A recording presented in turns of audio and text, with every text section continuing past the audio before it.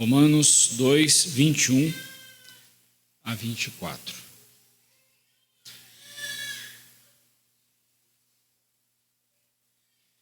Estamos vendo, desde o versículo 17, três assuntos relacionados aqui ao pecado dos judeus. Judeus que se achavam melhores que os gentios, se achavam mais especiais, por ser a presunção dos judeus. Eles eram presumidos, eles se achavam os tais por serem judeus, por serem um povo da aliança. Eles se vangloriavam de repousarem na lei de Deus, ou de dizerem que eles tinham a lei de Deus, eram portadores da lei do Senhor. Eles se gabavam disso, eles se gabavam e se gloriavam em Deus, mas um gloriar aqui de forma arrogante. Nós somos os queridinhos de Deus, nós somos os eleitos de Deus. E se vangloriavam disso, mas não viviam como tais. Eles conheciam a vontade de Deus, eles até discerniam as coisas e ficavam com aquelas que eles achavam mais excelentes. Eram instruídos na lei do Senhor, mas nada disso adiantou. E eu mostrei para você que esse mesmo perigo acontece e ronda a nossa vida. É possível nós sermos batizados, professos, sermos membros da igreja, sermos participantes dos cultos, leitores, estudantes, estudiosos, dedicados à palavra de Deus, dizimistas, podemos ser tudo isso e estarmos presumidos em nós mesmos, achando que porque fazemos tudo isso, nós estamos bem com Deus. Quando, na verdade, tudo isso teria valor se estivesse sendo feito da forma como Deus se agrada, não da forma como nós muitas vezes fazemos para nos promover. Esse mesmo pecado, essa presunção, também pode ser um pecado em nosso coração. E devemos tomar cuidado, pois veja bem no que isso vai dar, no que essa presunção vai desembocar. Olha só. Agora, a partir do verso 21, Paulo diz: Tu, pois, que ensinas a outrem, não te ensinas a ti mesmo? Tu que pregas que não se deve furtar, furtas? Dizes que não se deve cometer adultério e o cometes? Abominas os ídolos e lhes roubas os templos? Tu que te glorias na lei, desonras a Deus pela transgressão da lei? Pois como está escrito, o nome de Deus é blasfemado entre os gentios por vossa causa. Vamos orar. Deus bendito, diante da tua palavra que escancara a realidade do nosso coração, mas diante da tua palavra também que santifica e purifica o coração daquele que se achega ao Senhor por meio de Jesus Cristo, diante dela agora nós estamos e pedimos ao Senhor que escancare diante de nossos olhos a nossa realidade e que nós corramos para Cristo Jesus e nos abriguemos somente na santidade, na pureza e no poder de Jesus. Tira de nós qualquer presunção, tira do nosso coração qualquer presunção, qualquer pecado que possa nos atrapalhar de viver uma vida que agrade ao Senhor. Como veremos agora, Pai. Um outro pecado que rondou e esteve presente no coração dos judeus e pode estar presente também em nosso coração, infelizmente pode ser uma dura realidade, é o pecado da hipocrisia. E pedimos ao Senhor que retire isso de nós. Ajude-nos. Clamamos em nome de Jesus. Amém. Então agora nesses versículos, Paulo, ele passa a escancarar a hipocrisia dos judeus. Nós já vimos a presunção dos judeus e agora então Paulo fala sobre a hipocrisia dos judeus. Poderíamos resumir esses versículos num ditado popular, muito conhecido nosso. Faça o que eu mando, mas não faça o que eu faço. Toda vez que eu cito isso, eu lembro da minha professora de ciências. Não vou falar o nome dela, porque você não conhece, e se ela assistir isso aqui, um dia assistir essa mensagem, eu espero que um dia ela assista, né? Seja para o bem dela. Mas eu lembro, na época, quando eu era criança, não havia proibição, não havia lei alguma que proibisse alguém fumar em sala de aula. E eu tinha vários professores fumantes, coisa mais desagradável, né? E essa professora, eu lembro que ela, sentada à sua mesa ali, deu a matéria, deu um exercício para a gente fazer, uma leitura para a gente fazer, e ela pegou o cigarro. E eu não sei qual foi a cara que eu fiz, eu sei que a cara que eu fiz chamou a atenção dela, porque eu fiquei olhando para ela assim, e ela com o cigarro aqui no dedo, levando a boca com o isqueiro na mão. A hora que ela levou o cigarro na boca, ela: nunca use cigarro, nunca fume. Isso aqui é uma desgraça. Aí ela concluiu dizendo: faça o que eu mando, mas não faça o que eu faço. Ok. Não fiz o que ela... Fiz o que ela mandou e não fiz o que ela fazia. Mas não é hipócrita isso?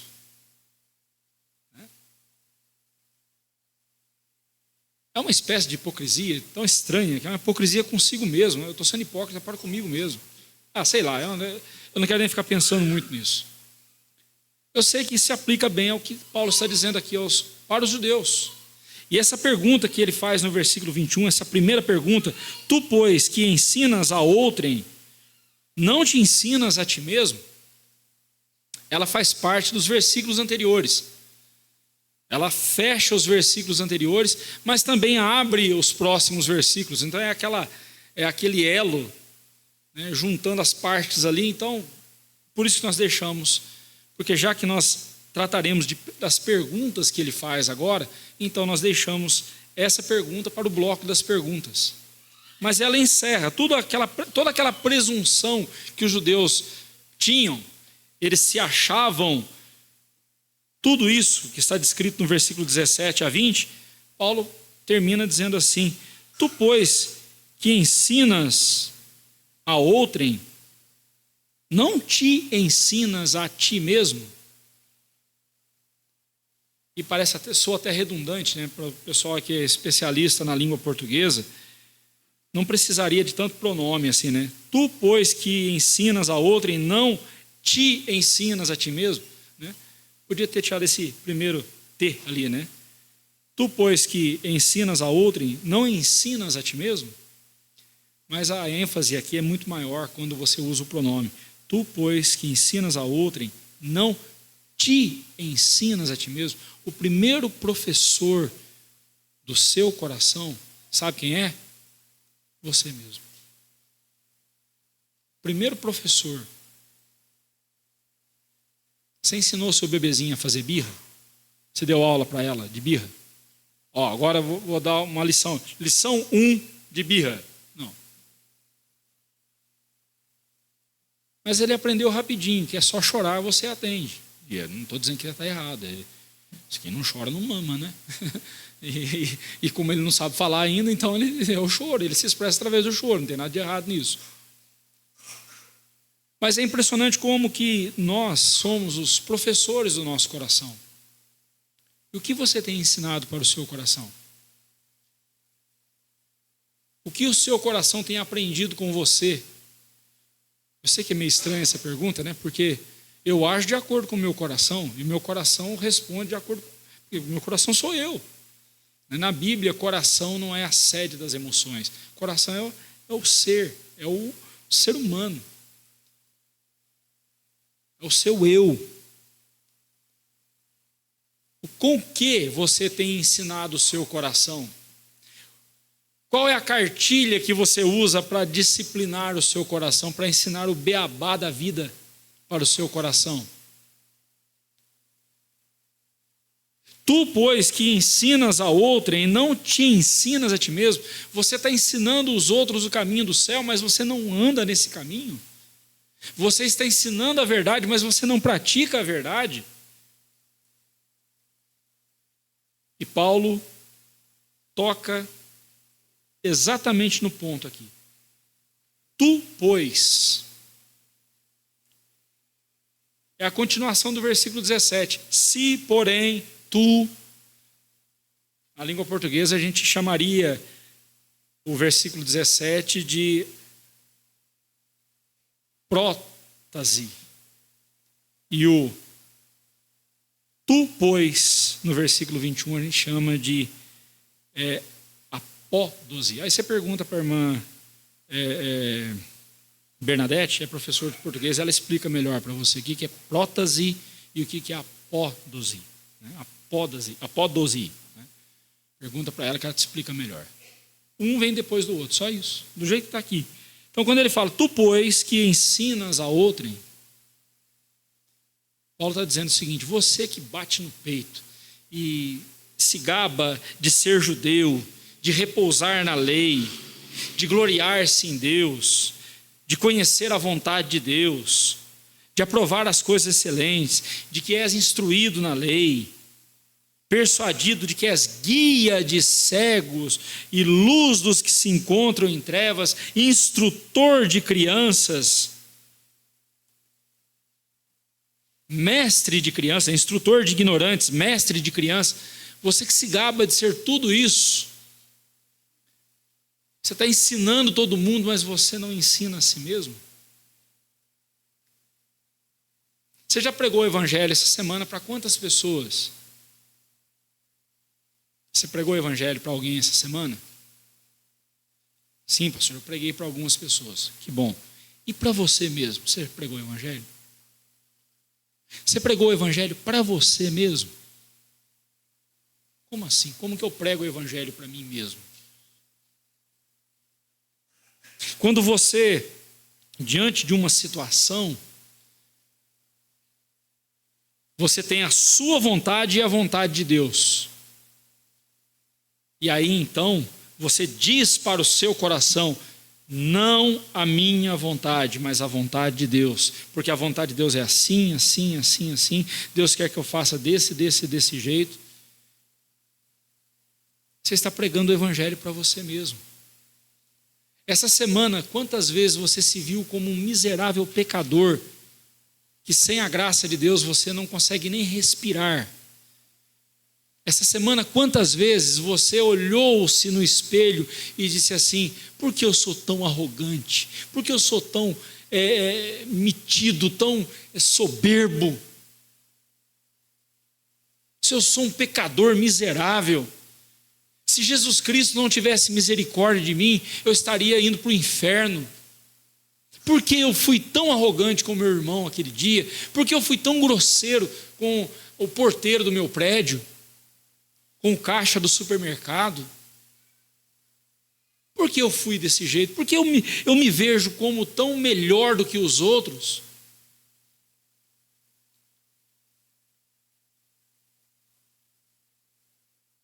Porque eu acho que a minha igreja é melhor do que a dos outros. A minha igreja, sim, ela é perfeita. A minha igreja, sim, é maravilhosa. E eu penso que a minha igreja, a igreja presbiteriana, de fato, é uma excelente igreja. Eu não troco ela por outra. Não troco. Mas não é isso que me salva. Não é a igreja que me salva. Não é estar membro de uma igreja que significa que eu estou salvo. Se Deus teve a misericórdia de me conduzir para cá, louvado seja Deus por isso, porque não foi minha inteligência, a minha capacidade de escolher que me trouxe para cá. Porque existem igrejas muito mais atrativas do que a nossa por aí, com certeza.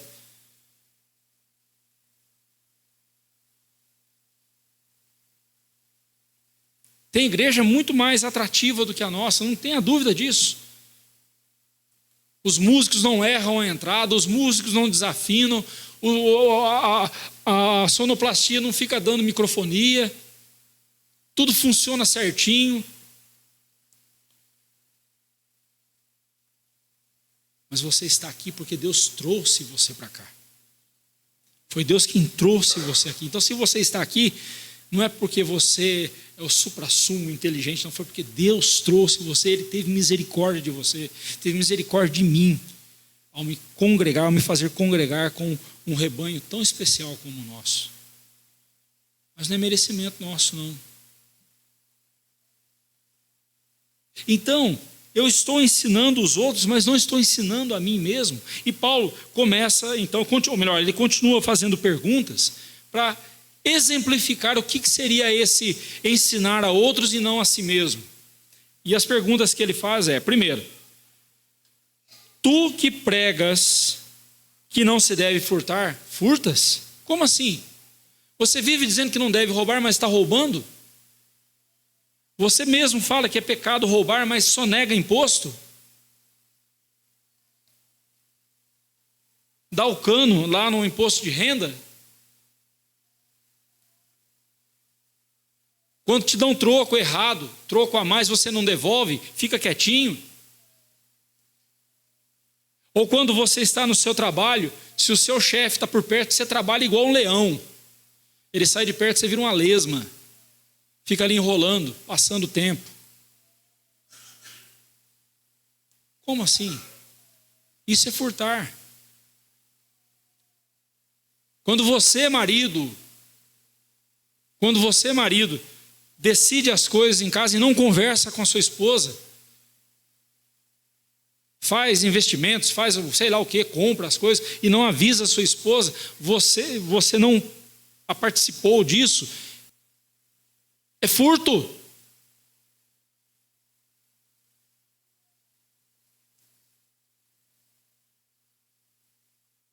Já que você vai, calma.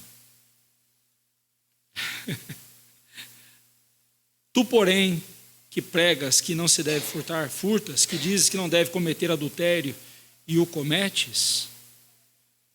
Essas duas perguntas nos remetem ao Salmo 50, verso 18. Abra sua Bíblia comigo lá no Salmo 50, verso 18. Salmo 50, verso 18.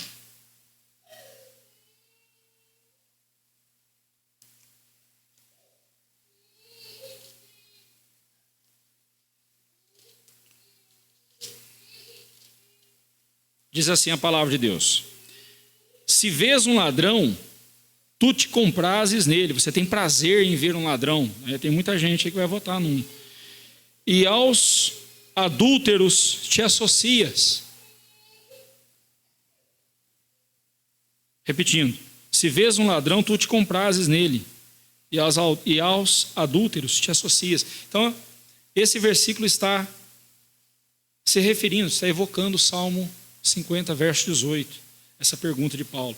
A palavra pregar, né? O verbo pregar, pregas, que está aí, né? O verbo pregar, que Paulo usa no começo do versículo, significa proclamar. Era a atitude de um arauto que erguia a sua voz e falava e proclamava a plenos pulmões uma notícia. Pregar é isso. Pregar traz consigo essa ideia de urgência, de mostrar para as pessoas a urgência do assunto. Pregar com veemência. É diferente de ensinar. Você ensinar, você senta com a pessoa, instrui ali com calma. A pregação não, ela tem que mexer com a mente das pessoas, mexer com o coração das pessoas. E Paulo diz: vocês pregam que não se deve furtar. Vocês estão aí gritando a plenos pulmões em todos os cantos, dizendo: é pecado roubar, é pecado furtar. Deus se desagrada de ladrões, Deus não compactua com ladrões, roubar é pecado, é quebra do mandamento.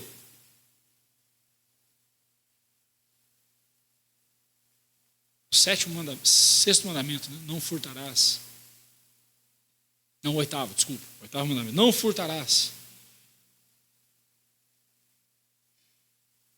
Mas você está furtando, você está roubando. Faça o que eu mando, mas não faça o que eu faço. Acontecia com muita facilidade. Vários deles eram conhecidos por serem adúlteros.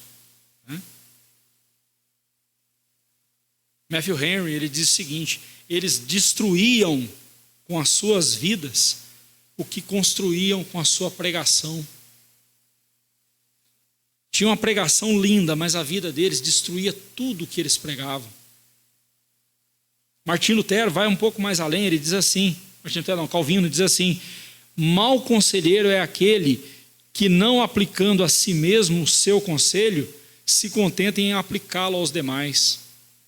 É um mau conselheiro, aquele que aconselha a todo mundo, mas não aconselha a si mesmo, não dá conselhos para o seu coração. E eles aqui diziam: é pecado adulterar, é pecado furtar, mas eles faziam isso. O Senhor Jesus, em Mateus 23, verso 14, ele disse o seguinte para os escribas e fariseus: ai de vós, escribas e fariseus hipócritas, porque devorais as casas das viúvas e, para o justificar, fazeis longas orações. Por isso sofrereis juízo muito mais severo. Olha que absurdo. Eu vejo muito pastor fazendo isso. Eu vejo muito líder de igreja fazendo isso. Eles fazem coisas absurdas, cometem pecados grosseiros e se justificam das formas mais absurdas. O sujeito se levanta na igreja e se diz agora apóstolo. Sou apóstolo. Apóstolo fulano de tal. Com que autoridade ele diz isso? Eu vi essa semana uma imagem, eu concordei com ela. Alguém, quando você se curva diante de um homem que se diz apóstolo hoje em dia, é a mesma coisa que você se curvasse diante de um urubu e achasse que fosse um anjo. Urubus não são anjos, apóstolos não existem mais. Essa é a dura realidade. Mas tem muita gente que se justifica. Comete um pecado grosseiro desse e ainda sai dizendo por aí: foi Deus quem me chamou. Há pouco talvez você tenha estranhado a minha fala na hora da ceia, quando eu falei sobre novas revelações ou revelações extrabíblicas. Gente, isso é uma coisa muito séria. Porque quando eu saio das Escrituras e afirmo para você: Deus me revelou tal coisa,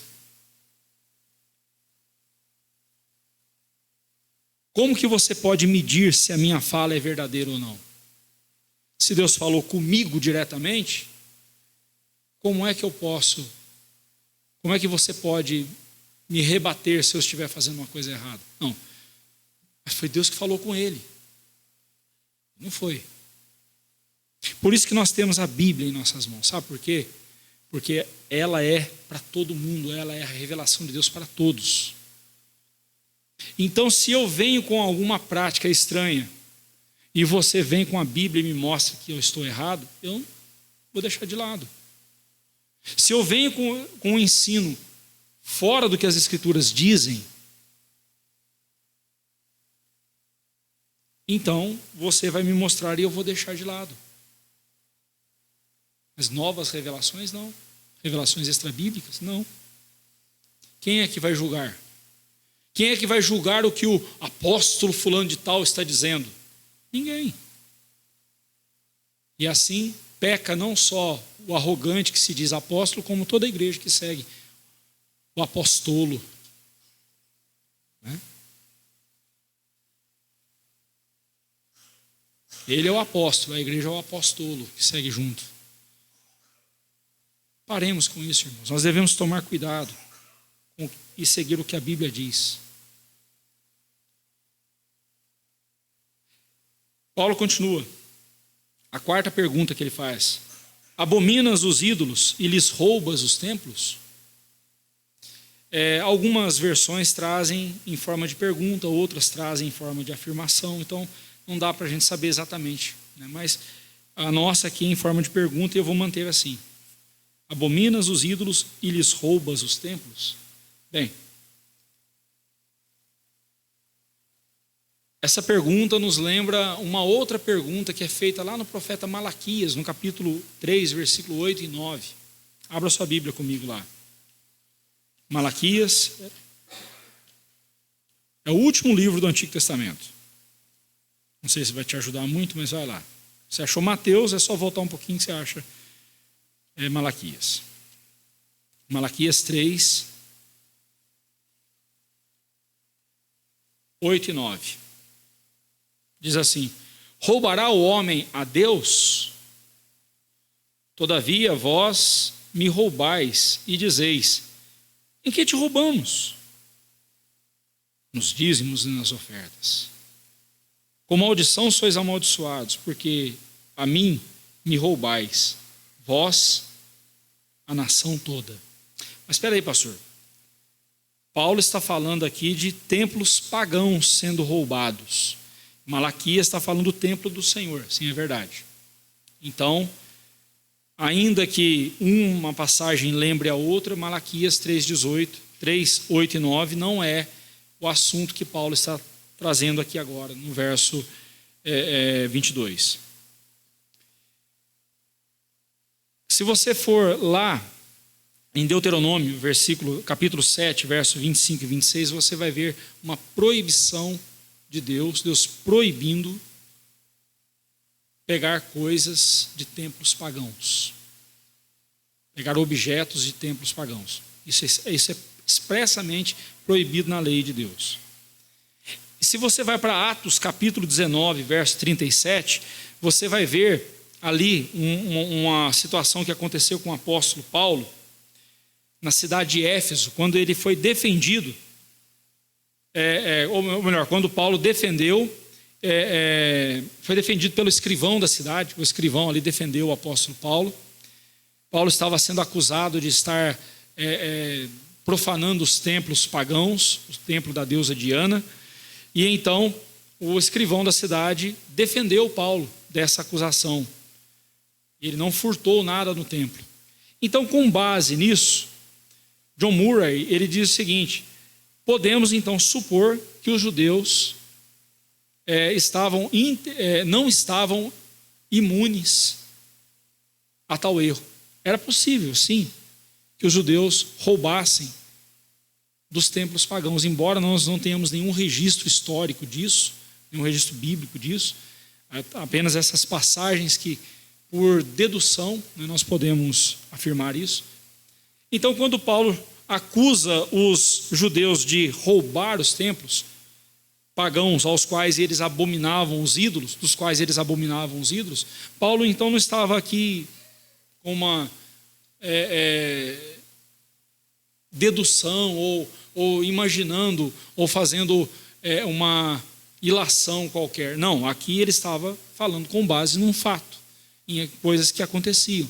Era comum acontecer de judeus roubarem os templos pagãos, templos esses que eles abominavam.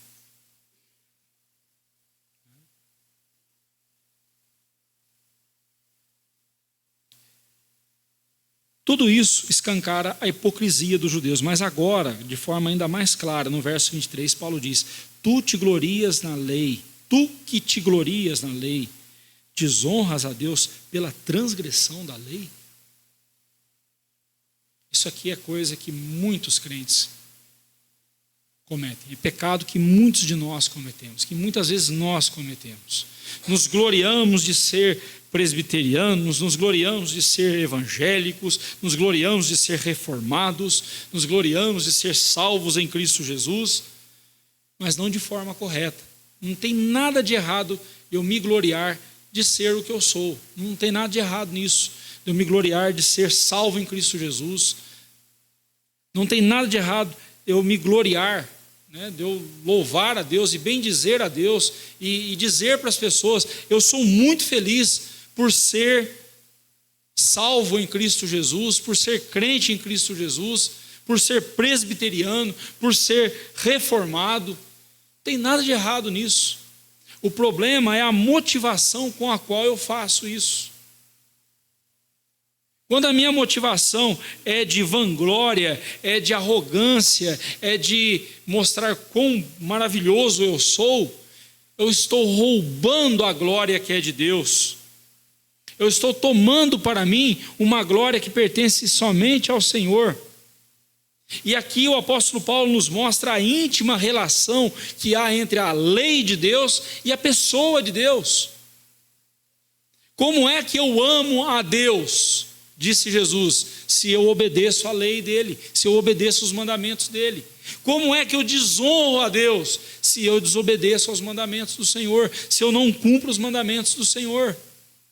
E aqui o apóstolo Paulo diz, você se gloria na lei, você se gloria de carregá-la consigo para todo lado, de ir para um lado para outro com a lei nas mãos, de ser reconhecido como professor da lei, professor de Bíblia. Você se vangloria de ser visto pelos homens e reconhecido dessa forma, mas você quebra a lei de Deus o tempo todo e você desonra a Deus transgredindo a lei dele.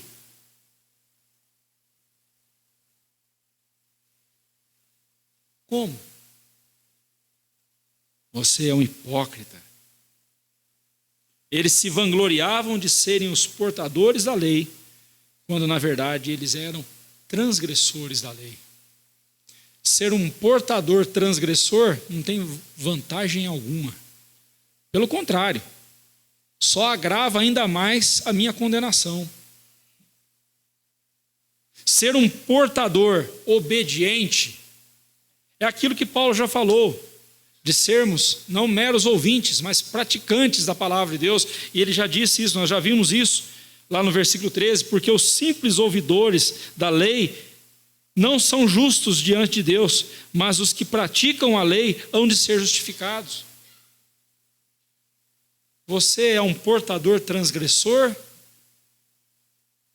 Ou você é um portador da palavra de Deus, obediente à palavra de Deus?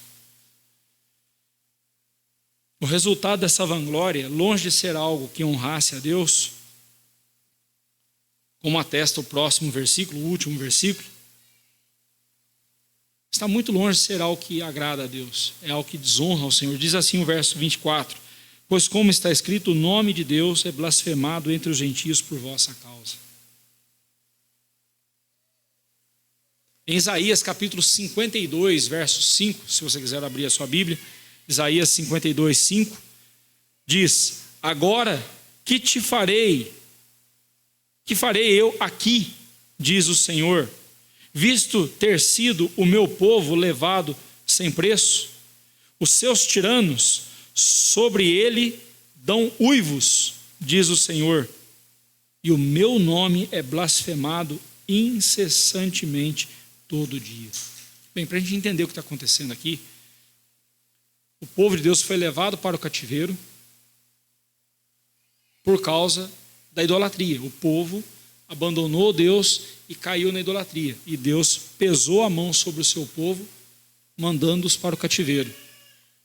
A cena que Isaías está descrevendo aqui no capítulo 52, verso 5, é exatamente o momento em que os inimigos vieram sobre o povo de Deus e estavam levando o povo de Deus como cativos. Eles derrotaram o povo de Deus e agora, escravizando-o, levavam o povo de Deus para o cativeiro.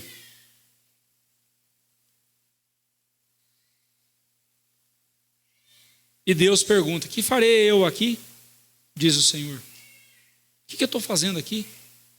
Visto que o meu povo é levado sem preço, eu estou vendo o meu povo sendo levado, mas foi Deus que permitiu o castigo de Deus.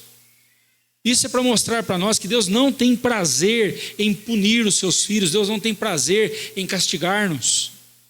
Deus não tem prazer nenhum nisso. Deus tem prazer quando o filho dele, os filhos dele o obedecem, quando os filhos dele o honram. Deus não tem prazer na punição do perverso, no castigo. Deus não tem, mas ele faz isso porque ele é justo e a justiça dele tem que ser reparada. Então Deus diz, estou vendo o meu povo sendo levado como sem preço, como se fosse objeto, sendo levado para o cativeiro.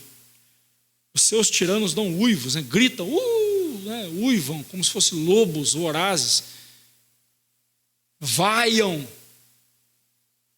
o meu povo que está sofrendo. Mas não é só isso. Eu estou ouvindo os pagãos zombando, blasfemando do meu nome. E por quê? Porque o povo de Deus foi desobediente. O povo de Deus trouxe sobre si, para cima de si mesmo, a condenação de Deus, o peso da mão de Deus. Aquilo que o povo estava sofrendo era culpa do próprio povo.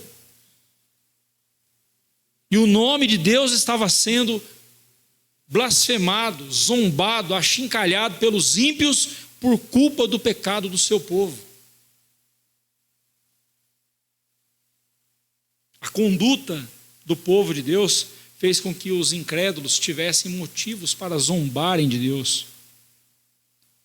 Um povo se assemelha a quem ele adora, preste atenção nisso. Aquilo ou aquele a quem você adora, você vai ficar parecido. No Salmo 115, falando sobre o pecado da idolatria, o salmista diz que os ídolos têm boca, mas não falam, têm olhos, mas não veem, suas mãos não apalpam, seus pés não andam, som nenhum lhes sai da garganta. E ele termina dizendo assim no verso 8: tornem-se semelhantes a eles os que os fazem e quantos neles confiam. Você fica parecido com aquele ou com aquilo que você adora. E isso é tão verdade que acontece também quando você faz a coisa certa. A Bíblia nos diz que Jesus está formando em nós o seu caráter. Todas as coisas cooperam para o bem daqueles que amam a Deus, aqueles que são chamados segundo o seu propósito, porquanto aos que de antemão conheceu, também os predestinou para serem conformados à imagem de seu Filho, a fim de que ele seja o primogênito entre muitos irmãos. Se adoramos a Jesus de verdade, se o adoramos em espírito e em verdade, ficaremos cada vez mais parecidos com Jesus. E eu pergunto a você, pensando dessa forma, a sua adoração tem feito você mais parecido com Jesus?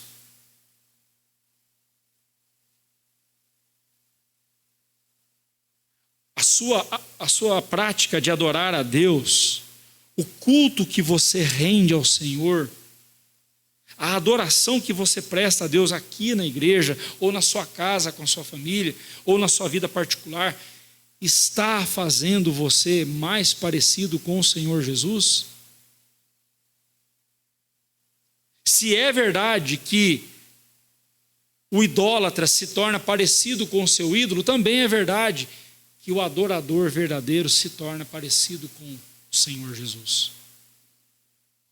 Então, se você diz que adora a Deus, mas no seu dia a dia você é um trator passando por cima das pessoas, com grosseria, com estupidez, com ignorância, com arrogância, você está adorando a si mesmo. A adoração que você rende, que você pensa que está rendendo para Deus, é algo que só diz respeito a você mesmo. Por isso é que às vezes você vai no culto e o culto hoje não falou comigo, hoje o culto foi xoxo. O culto semana passada estava animado, estava bonito, nossa, tinha um monte de coisa no culto, estava animado, pastor diferente, pregador diferente, os louvores estavam mais fervorosos. Nossa, semana passada, não, simplesmente você se agradou mais, só isso. Não teve nem adoração. Porque a adoração verdadeira é aquela da qual eu saio quebrantado na presença de Deus e com o desejo de ser cada vez mais parecido com Jesus.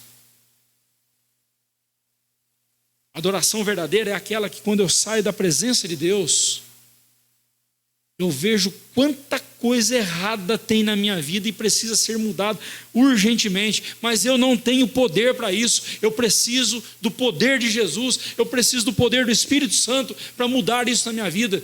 Então eu volto de novo para Jesus e diz: muda o meu coração, transforma-me. tem piedade de mim, tem misericórdia de mim.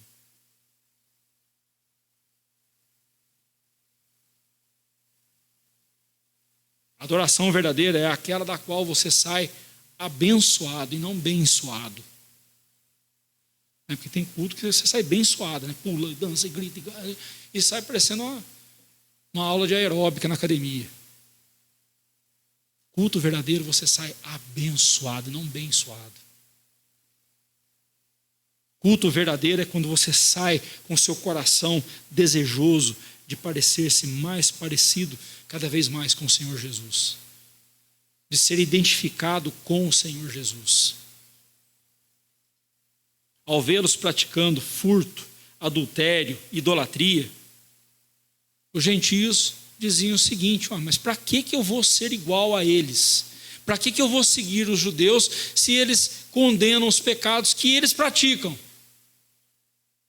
Para que eu vou seguir isso? Para que eu vou fazer isso? Blasfemar significa falar mal, insultar, injuriar. Quantas vezes com a nossa vida nós estamos blasfemando do nome de Deus? O nome de Deus em nós é insultado. O nome de Deus em nós é mal falado, é injuriado por nossa prática. Estes versículos, aplicando para a nossa vida, estes versículos nos chamam a uma profunda reflexão sobre nós mesmos. Se você está pensando nos judeus aqui, tudo bem, o texto foi escrito primeiramente para eles. Paulo está acusando o pecado dos judeus, mas aqui, como nós veremos no capítulo 3, todos pecaram, todos somos incluídos, estamos incluídos aqui. Esses versículos nos convidam a refletir sobre a nossa vida, como nós estamos diante de Deus. Quantas vezes, meus irmãos, colocamos em descrédito o evangelho que pregamos com tanta veemência e colocamos ele em descrédito por causa do nosso mau testemunho, por causa da nossa murmuração, reclamação, da nossa maledicência. Quantas vezes? Quantas vezes acusamos e denunciamos os ídolos dos outros, enquanto abrigamos em nosso coração outros ídolos, mesmo dizendo que somos servos de Deus? Pior ainda, né?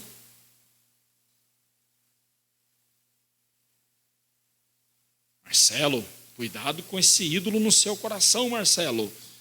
Fácil mostrar o ídolo dos outros, né? O Marcelo vem dizendo: mas Olivar, e aquele seu ídolo? O que você fez com ele? Que ídolo, rapaz? Eu não tenho ídolo, não. Para com isso. Mas é visível, todo mundo vê esse ídolo no meu coração, na minha vida. Pode ser uma coisa, pode ser um objeto, pode ser o dinheiro, pode ser um sonho, um empreendimento pessoal, um desejo. Se tornou um ídolo. E eu busco aquilo com todas as forças do meu coração. Mas eu acuso você dos seus ídolos, e aí? Quantas vezes nos gabamos de ter o evangelho, tal como os judeus se gabavam de ter a lei de Deus, mas a nossa conduta não condiz com o que pregamos, igual aconteceu aos judeus. Acusavam o pecado dos outros, mas eles mesmos praticavam aqueles pecados. O resultado dessa discrepância não é diferente do que aconteceu com os judeus. Nós também damos aos ímpios motivos para blasfemarem do nome de Jesus. Quantas vezes eu vejo políticos, preste atenção, está chegando a época, eles vão sair da toca deles, vão sair do buraco de onde eles não deveriam ter saído, e vão vir dizendo: eu sou servo de Jesus Cristo, eu sou evangélico, eu sou evangélica.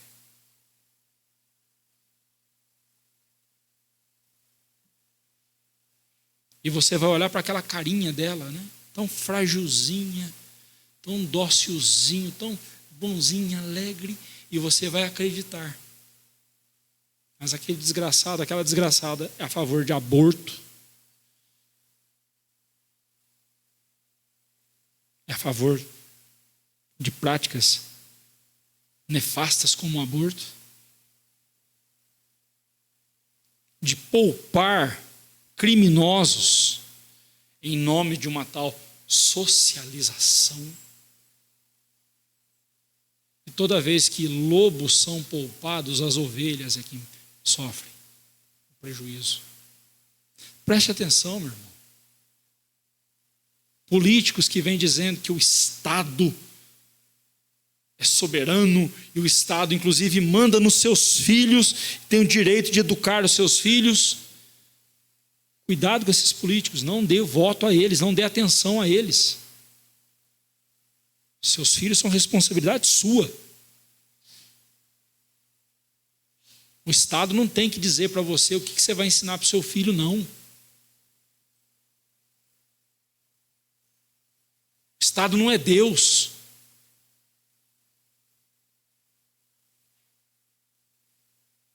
Tome cuidado com em quem você vai votar. Tome cuidado.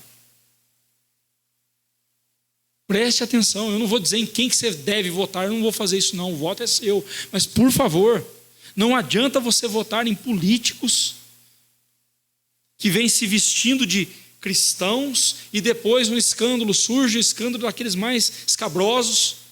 E a primeira coisa que sai não é fulano é do partido. Não, não. O evangélico fulano de tal. O nome de Cristo vai primeiro. Se o cara é macumbeiro, se o cara é muçulmano, se o cara é ateu, ninguém fala nada, só fala assim, fulano foi pego em atos de corrupção. Mas é um evangélico, você já viu? O deputado da bancada evangélica, ou se é pastor, o pastor, mas aí você fala, pastor, mas ele fez sim. E eu não estou aqui dizendo que a imprensa está errada em fazer isso. Eu estou falando é do que se diz crente dando mau testemunho. Estou falando é dele. Ele está fazendo com que o nome de Cristo seja jogado na lama. Eu estou falando é dele. Não estou falando da imprensa que usa disso para alardear o assunto e fazer mais, mais propaganda. Não estou falando da imprensa, não. Eu estou falando é desse que se diz crente, dando ao ímpio a oportunidade para zombar do nome de Deus. Conta-se que aquele pacifista indiano, Mahatma Gandhi, certa feita ele disse a um cristão, conversando com um cristão, ele disse o seguinte: eu gosto do seu Cristo, mas eu não gosto dos seus cristãos. Seus cristãos são tão diferentes do seu Cristo. Em outra ocasião, parecida, atribuída também a Mahatma Gandhi, eu até procurei para a fonte, ele disse: eu seria cristão, sem dúvida, se os cristãos o fossem 24 horas por dia. O que está mostrando para nós é que é exatamente isso. Eu, com a minha pregação, com a minha vida, eu destruo tudo aquilo que com a minha pregação eu ensinei.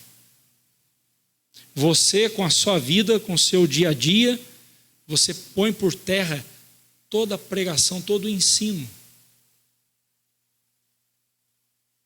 Especialmente dentro de casa, com os filhos.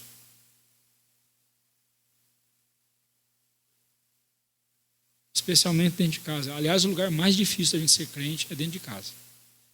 Não sei se na sua casa é diferente, porque na minha é. É o lugar mais difícil, porque lá todo mundo me conhece. Me conhece de um jeito que você não me conhece. Sabe das minhas fraquezas, sabe dos meus defeitos, da minha impaciência, das minhas lutas.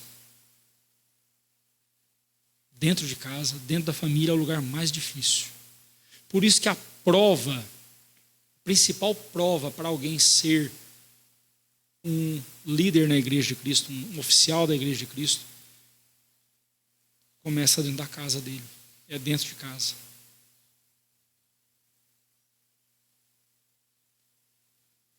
Deus tem misericórdia de nós, irmãos, porque nós somos muito mais hipócritas do que nós gostaríamos de não ser. A hipocrisia, infelizmente, é um pecado que está presente em todos nós, em algum grau, mais ou menos, mas todos nós cometemos esse pecado. Todos nós já tivemos o desprazer de destruir com as nossas ações o que as nossas palavras ensinaram.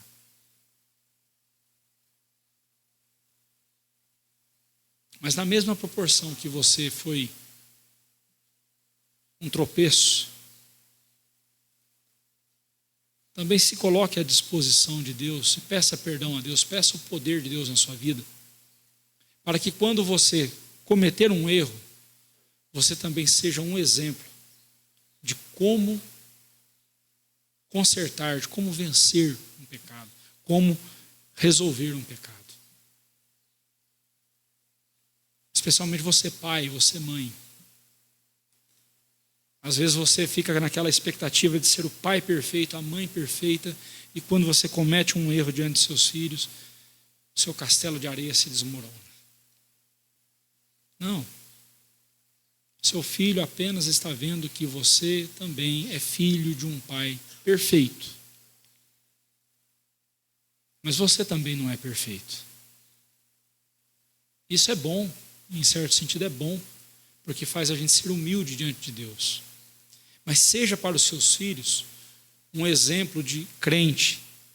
Como é que um crente se levanta depois de uma queda? Como é que um crente lida com o seu pecado? Eu quero dizer para você que há muito mais graça da parte de Deus reservada para você poder então se levantar com a graça de Deus e mostrar para os seus filhos que a pessoa mais importante na sua vida é Jesus. E que mesmo que os seus atos venham a fracassar, mesmo que você venha a falhar, mesmo que você venha a pecar, o seu coração está firmado e centrado na pessoa de Jesus e confia somente em Jesus. Deus não chamou perfeitos, até mesmo porque não encontraria nenhum. Mas Deus nos chama para a perfeição. E a perfeição não é nós, não somos nós.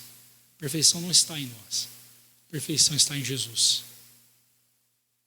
Lembre-se, aquele a quem você adora é com quem você ficará, se assemelhará. É com quem você ficará parecido. Você está adorando a Jesus ou a ídolos? Que Deus tenha misericórdia de nós. Assim, brilhe também a vossa luz diante dos homens, para que vejam as vossas boas obras e glorifiquem ao vosso Pai que está nos céus. Disse Jesus em Mateus 5, verso 16.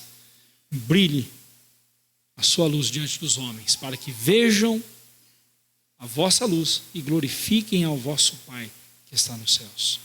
Esse é o chamado de Jesus para nós. Que Deus assim nos abençoe. Nos coloquemos em pé.